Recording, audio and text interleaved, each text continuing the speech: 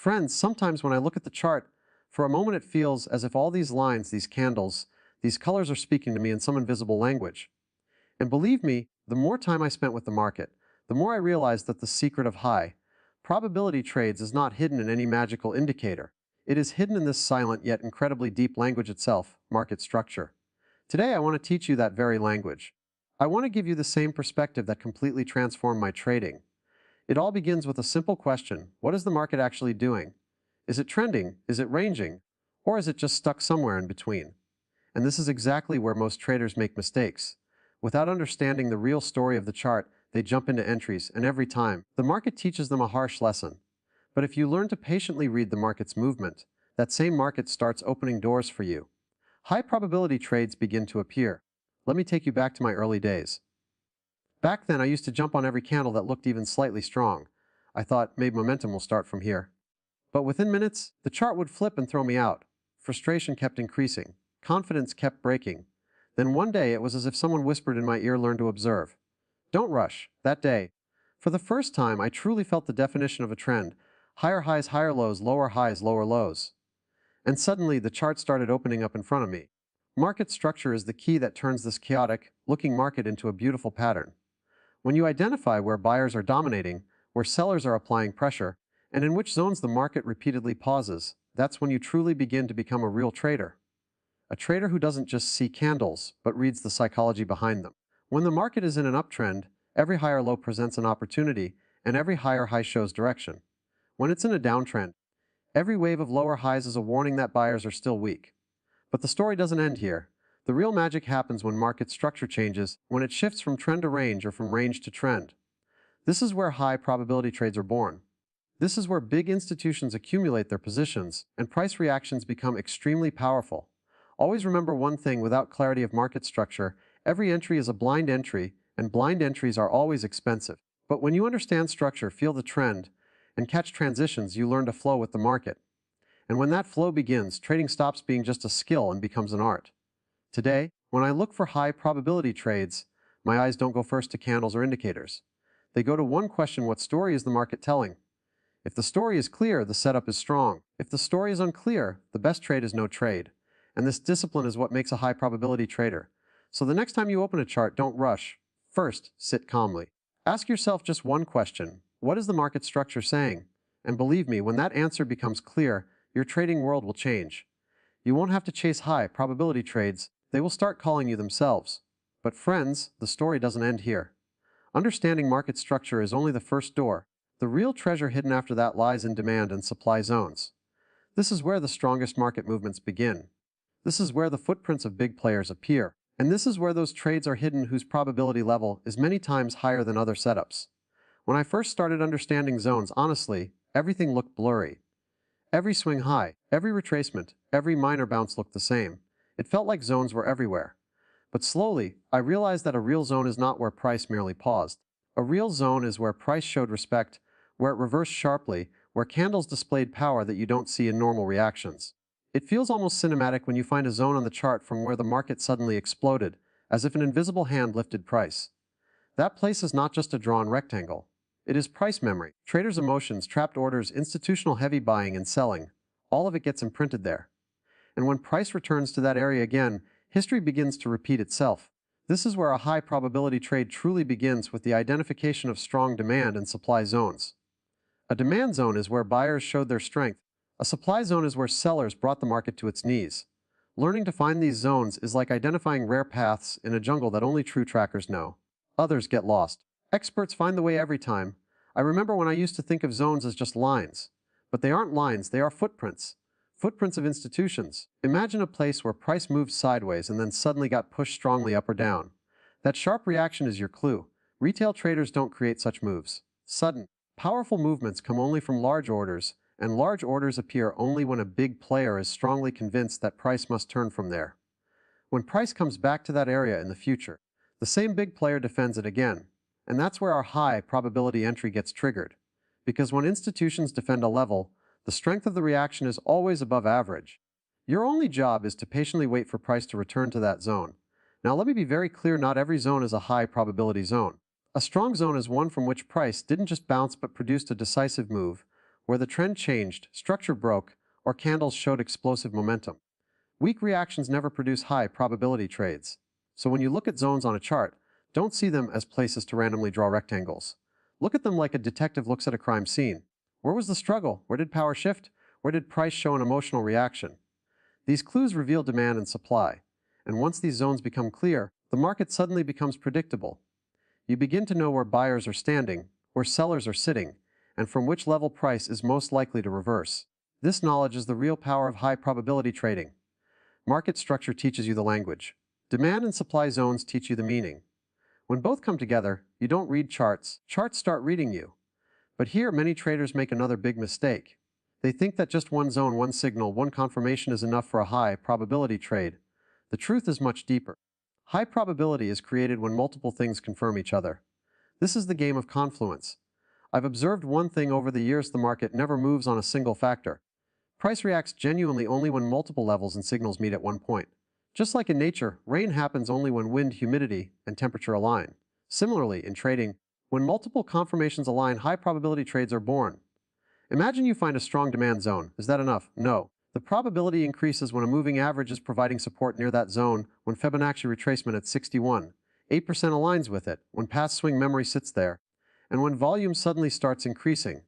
All these together push the market in one direction. This is the magic of confluence. Confluence is what turns a normal trade into an extraordinary one. It's like a door that doesn't open with one key, but with several keys. Your job is to see which keys are matching, which signals are supporting each other. Because when 3 or 4 confirmations gather at one level, the market's behavior becomes almost predictable. I remember one of my old trades clearly. The market came to a strong demand zone. I was ready to enter, but I waited. I didn't jump just because of the zone. I saw price pausing near the 50 EMA. On the same time frame, Fibonacci 50% was converging at that level. Volume was rising from a dip, and when a bullish engulfing candle formed, only then did I accept the entry. Not just a zone, 4 confirmations came together. That trade became one of the cleanest and smoothest profit trades of that month. The real benefit of confluence is that it protects your emotions. When you know that multiple factors are in your favor, your confidence naturally stabilizes. You don't panic. You don't fear. Because you know every factor is supporting your trade. This is what separates average traders from high probability traders. But understand this clearly: confluence doesn't mean stuffing 4 indicators on your chart. Confluence comes from quality, not quantity. 2 strong signals can be far more powerful than 5 weak ones. Don't create market noise, create clarity. When market structure, zones, and confluence converge at a single point, the entry stops being just a trade. It becomes a calculated decision. And a calculated decision always has a much higher probability than a blind one. By now, you've learned to read structure, identify zones, and strengthen setups with confluence. But the story goes even deeper. A high probability setup isn't complete until price itself gives you a signal, the trigger candle, the moment of execution. This is where most traders rush and make mistakes. Structure is clear, zone is strong, confluence is aligned, but the final and most crucial step is waiting for the price action trigger. This is what turns a possible trade into a confirmed high probability trade. Let me tell you this from the heart: those who guess the market always lose. Those who listen to the market always win. Entries are never based on imagination, they are based on clear signals. A candle that clearly tells you buyers have stepped in or sellers have taken control. Indicators can deceive. News can be manipulated, but candles never lie. When price reaches a demand zone, it doesn't just bounce, it observes. It creates small bodies, wicks, rejection. Then suddenly, a sharp candle forms that clearly tells you the move has begun. That is your trigger candle. That is your real invitation to enter. Triggers come in many forms: wick rejections, engulfing patterns, inside bar breaks, break of structure candles, or sometimes a powerful push that wipes out the entire zone and clearly shows who's in control. But one thing is common in all true triggers: clarity. A real trigger never feels doubtful. You see it, you feel it. Waiting for the trigger is not just patience, it's the ultimate test of discipline. Because during that wait, your mind keeps telling you to enter or you'll miss the move. But every great trader knows that without a trigger, every setup is incomplete. Price action triggers don't just give entries, they reduce risk. A strong rejection or engulfing candle tells you where to place your stop loss logically, not emotionally. And that's the difference between a smart entry and a random one. When you understand structure, identify zones, align confluences, and finally wait for the trigger, your entry synchronizes with the market's energy. You don't push the trend, you follow it. You don't guess, you react. And this reaction is what makes you a high probability trader. But the picture is still incomplete. A high probability trade isn't built only on a strong entry. The real power comes when the reward is much bigger than the risk. This is where the true line between winners and losers is drawn: risk-reward ratio. I've realized one thing deeply in my career. The true identity of a high probability trade is not in the entry, but in the exit structure. No matter how perfect the entry is, if the reward is small and the risk is big, it can never be a high probability trade. The market gives no guarantees. But risk-reward tilts probability in your favor. Trading is not just a game of skills, it's a game of numbers. And numbers never lie. Risk-reward is not just math, it's psychology. When your reward is bigger than your risk, you stay patient. You don't panic, you let trades play out. One good move can cover multiple small losses. That's the essence of high probability trading. Stop loss is not fear, it's protection. It protects your capital, not your ego. Targets are not random, they are based on market memory. When stop loss and targets are logical and structured, risk-reward balances itself naturally. High probability doesn't mean only winning trades. It means that one win defeats many losses. That's trading mathematics. Now you've seen all 5 pillars of high probability trading structure: zones, confluence, trigger, and risk-reward. Together, they form an armor that gives you clarity, control, and confidence in any uncertain market. Trading is not about shortcuts. It's a journey, long but rewarding. First, you understand the market. Then one day the market starts understanding you. First, you read the charts. Then the charts start reading you. High probability trading is not a strategy, it's a habit, a mindset, a way of thinking where every move is executed with purpose, every decision with logic, and every trade with clarity. The path is in front of you. Now you just have to walk it. And now, friends, this is where the journey truly matures. Because everything we have talked about so far, structure, zones, confluence, triggers, risk, reward, these are not just tools. They are filters. Filters that slowly begin to remove randomness from your trading life. But even after learning all of this, one brutal truth remains: the market will still test you. And it will not test your strategy, it will test you. Every trader reaches a point where the chart is no longer the problem. The setup is clean. The logic is sound. The probability is clearly in your favor. Yet the finger hesitates at the execution button. Or worse, you execute perfectly, and the market still gives you a loss. This is the moment where most traders break. Not because they were wrong, but because they were emotionally unprepared for uncertainty. High probability trading does not eliminate losses. It redefines their role. Losses stop being enemies and start becoming operational costs. Just like a business pays rent, salaries, and electricity, a trader pays losses to stay in the game. The difference between a losing trader and a consistently profitable trader is not accuracy, it is emotional neutrality toward outcomes. When you truly accept that even a perfect setup can fail, something powerful happens inside you. Fear loosens its grip. You stop trying to control the market and start controlling only one thing: your execution. And this is where professional trading actually begins. Let me say this very clearly. The market does not reward intelligence. The market does not reward effort.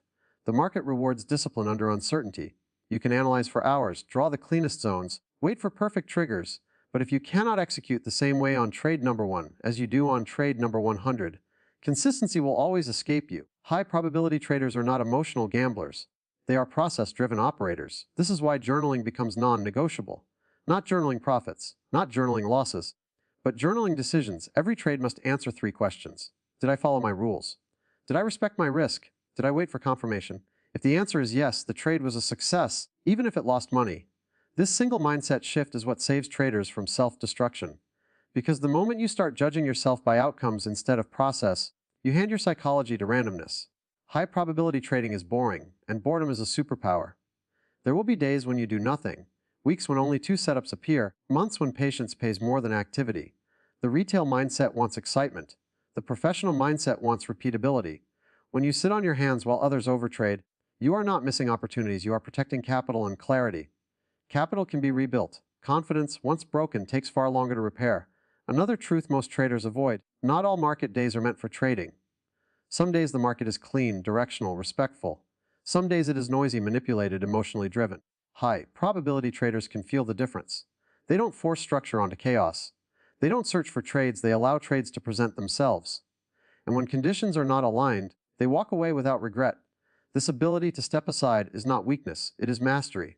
Now let's talk about something even deeper: identity. You do not become a high probability trader by taking high probability trades. You become one by thinking like one before the results arrive. That means you size small even when confident. You cut losers without argument. You let winners breathe without fear. You respect drawdowns without panic. Your self-worth is no longer tied to a single trade, a single day, or a single week. You understand that trading is not a sprint, it is statistical survival over time. This is why the market feels so unfair to beginners. Because beginners seek justice. Professionals seek edges. And an edge does not win every time, it wins over time. Once this sinks in, revenge trading disappears. Overconfidence fades. You stop increasing risk after wins and stop chasing losses after drawdowns. Your equity curve smooths, not because the market changed, but because you did. And here's the quiet secret no one talks about: the moment you stop trying to be right, you start becoming profitable. Right and wrong are emotional concepts. Profit and loss are mathematical outcomes. High probability traders operate in probabilities, not predictions. They don't say, the market will go up. They say, if price reacts here with confirmation, I will participate. This conditional thinking is what separates traders from gamblers. And with time, something even more interesting happens. You start feeling the market's rhythm. Not in a mystical way, but through screen time, repetition, and pattern recognition. You sense when a move is exhausted. You feel when momentum is genuine. You recognize when price is baiting liquidity versus building intention. This intuition is not luck, it is earned experience. But even then, humility remains critical. Because the market has one final lesson for everyone, no matter how advanced adaptability. What worked last year may stop working this year. What works in one session may fail in another. High probability trading is not rigidity, it is structured flexibility. You adapt execution, not principles. You adjust timing, not discipline. You refine rules, not abandon them. And through all of this, one truth remains constant. Consistency is built in silence. No one sees the trades you didn't take. No one applauds the losses you cut early. No one celebrates the discipline of staying flat. But those invisible decisions are exactly what compound into visible success. So if you are still here, still learning, still refining, still questioning, understand this: you are already ahead of most. Because most traders quit not because trading is impossible, but because they refuse to evolve internally. High probability trading is not about beating the market. It is about becoming someone who can survive it. And one day, without fireworks, without drama, you will notice something strange. The fear will be quieter. The charts will feel slower. The outcomes will feel lighter. And you will realize that trading is no longer something you fight. It is something you execute. That is the real transformation. That is the real edge. And that is the mindset of a high probability trader.